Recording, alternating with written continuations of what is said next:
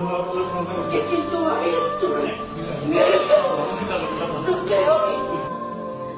যারা বলতেছেন যে কালো জাদু বলতে কোনো কিছু নাই, আমি তাদের উদ্দেশ্যে আরেকটা কথা না বলে আসলে থাকতে পারলাম না।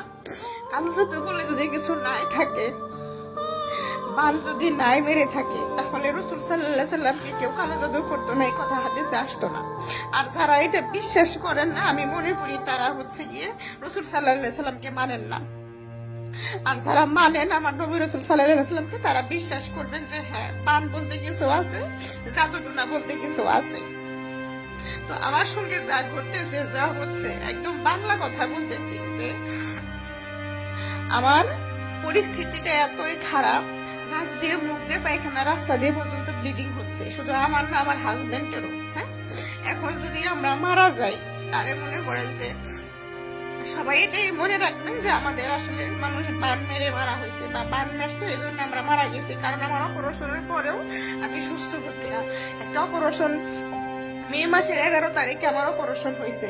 অপারেশন হইলে কতদিন লাগে সুস্থ হইতে? মুখের ঘাটা আমার এখনো শুকাচ্ছে না, আমি এখনো খাইতে পারি না। আমার পেটের মধ্যে খিদা, আমি খিদা রেখে খাই, খাইলে আমার প্রেশার বেড়ে যায়, এতটা হাই হয় আমি আর চোখ পেলে তাকাইতে পারি না। আচ্ছা বেশ, বাদ দিলাম। তাহলে এই যে আমার সাথে যে এইগুলা হচ্ছে, অনেকে বিশ্বাস করতেছেন না, এবং আমার অনেকে পুরাই সবাই বিশ্বাস করতেছেন। কিছু যারা আছেন, মানে যারা আসলে অতিরিক্ত, মানে একটু বেশি শিক্ষিত, যারা অতিরিক্ত বেশি একটু বুঝেন, তারা হয়তো মানে তাদের কাছে মনে হচ্ছে এটা নাটক বা এটা কিছু।